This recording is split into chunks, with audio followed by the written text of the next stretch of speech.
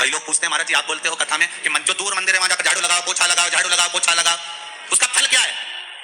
इंदौर की इस माहिल्या शिव महापुराण की कथा में सुन लेना, माता अहिल्या ने 4 वर्ष की आयु से लेकर 8 वर्ष तक की आयु में शंकर जी के मंदिर में झाड़ू और पोछा अपने मन से, तनखा नहीं मन से सेवा करी, तो मिला क्या? एक साधारण से घर की बेटी मालवा की राजमाता बन गई। साधारण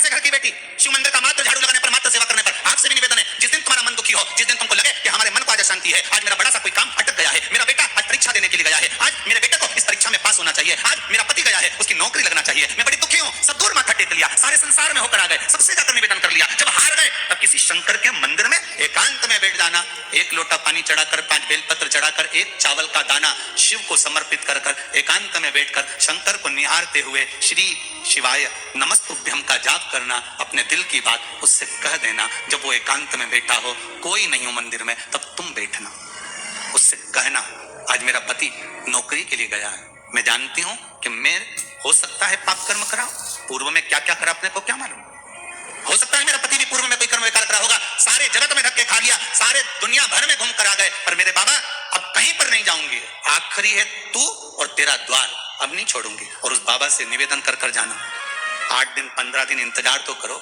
उस बाबा से बोलने के बाद, एक टेबलेट भी खाते हो तो थोड़ी देर बाद असर करती है, तो थोड़ा इंतजार तो करो उसको बोलने के बाद, भटकना मत ही।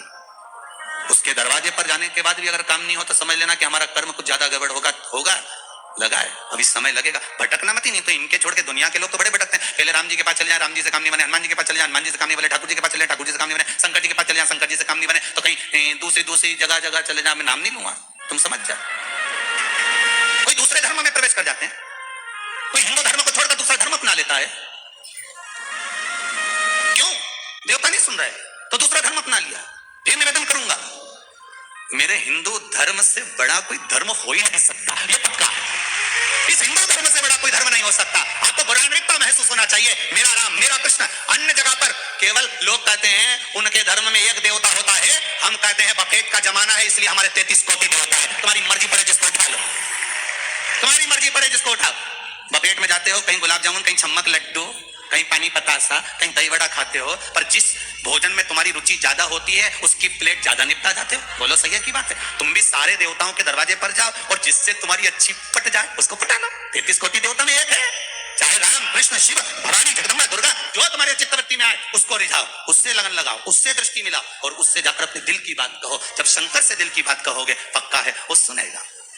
हम कई बार कहते हैं, अगर हो सके, कभी कभी होता है कि बहुत तकलीफ है और नहीं हो रहा काम, बहुत दिनों से लगे हो नहीं हो रहा, हरा मूंग ले जाओ, मूंग के दाने तो रहते हैं घर में, केवल 31 मूंग के दाने लेकर जाइए, 31 चावल के दाने लेकर जाइए और 31 ही बेलपत्र लेकर जाइए। जिस दिन सोमवार की अष्टमी हो, कौन से दिन? सोमवार की अष्टमी हो, उस दिन शंकर जी के मंदिर में जाओ, 3 चीज लेकर जाओ, मूंग के दाने, चावल, बेलपत्र। चावल जो 31 लेकर गए हो अपनी कामना कर कर शंकर जी की देहली पर रख दो, चौखट पर, कहीं पर भी एकांत में उसको रख दिया जाए। मूंग के जो दाने लेकर गए हो 31, वो नंदी के पास में, जो नंदी का पांव ऊंचा रहता है उस पांव के पास रख दीजिए। और जो 31 बेलपत्र लेकर गए हो वो 31 बेलपत्र अशोक सुंदरी वाली जो जगह है, आपको पहले बताया है कथा में, अशोक सुंदरी जी का स्थान, ये शिवलिंग, ये जलाधारी जहां से पानी बहता है, उसके बीच में एक मोटी सी लाइन होती है, जो शंकर भगवान की छोटी लड़की अशोक सुंदरी का स्थान है। शिव जी के 13 बच्चे हैं, 13 बच्चे में सबसे छोटी लड़की अशोक सुंदरी यहीं पर विराजमान होती है, जहां से पानी नीचे गिरता है। प्रत्येक शिवलिंग के सामने एक मोटी सी लाइन होगी, उस मोटी सी जो लाइन है अशोक सुंदरी, वहां पर जो 31 बेलपत्र लेकर गए हो अपनी कामना कर कर पीला चंदन लाल चंदन लगाकर उस पर समर्पित करते जाओ। उसकी डंडी जहां से पानी बहता है उस ओर होना चाहिए। आप निवेदन कर कर देखो, एक सोमवार की अष्टमी पर कर कर देखना, दूसरी सोमवार की अष्टमी आएगी, अपने आप आपका काम हो गया होगा। बाबा से निवेदन तो करो, क्यों भटक रहे? भोला सब दुख काटो,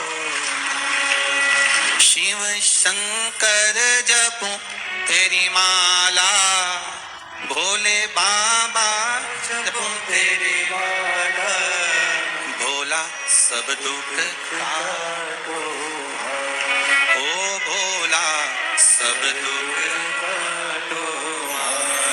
आप उससे निवेदन करेंगे, प्राप्त होगा। शिव तत्व में जो सुख है वो सुख कहीं नहीं।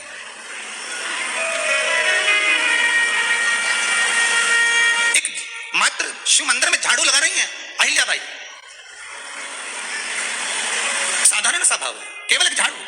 कई लोग कहते हैं महाराज जी आप कहते हो मंदिर में जाकर झाड़ू लगाओ, पोछा लगाओ, तो जो हमने मंदिर में रख रखा है स्वीपर आदि आदि, जो भी सेवा करने वाला है, काम करने वाला है, वर्कर है, वो कर रहा है, तो हम क्यों करें? अरे भाई एक बात याद रखना, आप सबसे पूछना चाहूंगा, आप लोग कहते हो कि मंदिर की सफाई जो वर्कर रखा है उसे करना चाहिए, मंदिर की सफाई जो पुजारी रखा है उसको करना चाहिए। मैं आपसे पूछना चाहता हूं कि आपके घर में जो तिजोरी है दिवाली पे उसकी सफाई कौन करता है? नौकर करता है? अरे बोलते तो जाओ। नौकर करेगा? नहीं। वर्कर करेगा? नहीं। स्वीपर करेगा? नहीं। तिजोरी की सफाई कोई दूसरा नहीं करता, तिजोरी की सफाई हमें करना होती है। उसी तरह मंदिर की सफाई ना पुजारी करे ना कोई वर्कर करे, जो दर्शन करने जाए वो करे, क्योंकि ये तिजोरी है हमारी, ये तिजोरी है हमारी, यहां से हमें मिलता है, ये मेरा देव अतिदेव महादेव देता है और कम नहीं देता। चोर को कुबेर बना सकता है तो तुम्हें भी बना सकता है, उसका कोई भरोसा नहीं है दादा, कोई भरोसा नहीं मेरे शंकर, कब क्या दे दे कोई भरोसा नहीं। पहले भी कथा में कहा शिव देने वाले वो देता है। अब मेरे देवती देव महादेव की कथा कर रही है, वहीं से मल्हार राव जी होलकर निकल कर जा रहे थे, उन्होंने बेटी को देखा जो शिव मंदिर में पूजन कर रही, और पूजन करने के बाद शंकर जी के मंदिर का थोड़ा सा प्रसाद ले जाकर बाहर छोटे छोटे लोग जो भी भोजन कर रहे थे उनको प्रदान कर। एक साधारण से घर की बेटी, बिल्कुल सहज सरल, और बाबा ने कृपा क्या कर दी कि मालवा के राजा मल्हार राव जी होलकर जी ने अपने बेटे के लिए उस कन्या को चुन लिया और विवाह कराकर अपने घर लेकर आ गए महाराज। और यहां पर आई जब माता अहिल्याबाई इस मालवा में जब आई, तब उनकी भक्ति कितनी प्रबल थी कि साथ में अगर कुछ लेकर आई हैं तो वो देव अधिदेव महादेव लेकर आई, शंकर को लेकर। पूरी दुनिया में कितने भी होंगे ना, किसी के हाथ में शंकर नजर नहीं आएंगे, पर अहिल्याबाई के हाथ में शिव जी दिखेंगे। आप ही शंकर को लेकर चलो ना, आप हाथ में लेकर मत चलो, इस दिल में तो लेकर चलो। थोड़ा सा दुख आया, थोड़ी सी तकलीफ आई, थोड़ा सा कष्ट आया, जपने बैठ जाओ, श्री शिवाय नमस्तुभ्यं। थोड़ा सा कष्ट आया, नमः शिवाय जपो, पंचाक्षर मंत्र जपो, महामृत्युंजय मंत्र जपो, दुख आए शिव याद आए। जैसे देवराज नाम का ब्राह्मण चोरी कर लाता, मंदिर में गया, कभी भगवान के मंदिर नहीं गया, पर आज शरीर में जब ताप आया शिव मंदिर में पहुंच गया, और देवराज नाम का ब्राह्मण जब मंदिर के अंदर गया, वहां शिव महापुराण की कथा चल रही थी, थोड़ी देर की, एक क्षण की, एक पल की कथा सुन ली, और कथा सुनी, चित्तवृत्ति में बैठी। उसके बाद में जो प्राण छूटे, प्राण छूटने के बाद देवराज नाम का ब्राह्मण जब मरा, प्राण छूटे, उसको कोई चोरी करने वाला, कपट करने वाला, छल करने वाला, बेईमानी करने वाला, इसको तो नरक जाना था, और इसको लेने भी कौन आया? देव अतिदेव महादेव नंदी लेकर आया इसको लेने के। तो पार्वती जी ने पूछ लिया, बोले बाबा सुनो तो, ये तो पापी है, इसने पाप करा है, चोरी करी है, छल करा, बेईमानी करी, कपट करी, और आप इसको नंदी पर लेकर जा रहे हो, क्यों? शंकर भगवान कहते हैं पार्वती, ये देवराज नाम का ब्राह्मण जिसने चोरी करी है, शंकर जी के मंदिर में जाकर थोड़ी सी कथा सुन ली है, कथा सुनकर जहां ये प्राण त्याग रहा है वहां पर बेलपत्री का वृक्ष है, उस वृक्ष के नीचे मरा है, इसलिए कैलाश जाएगा, ये कहीं नरक नहीं जाएगा, ये कैलाश की होगा, ये बेलपत्री के वृक्ष के नीचे मरा।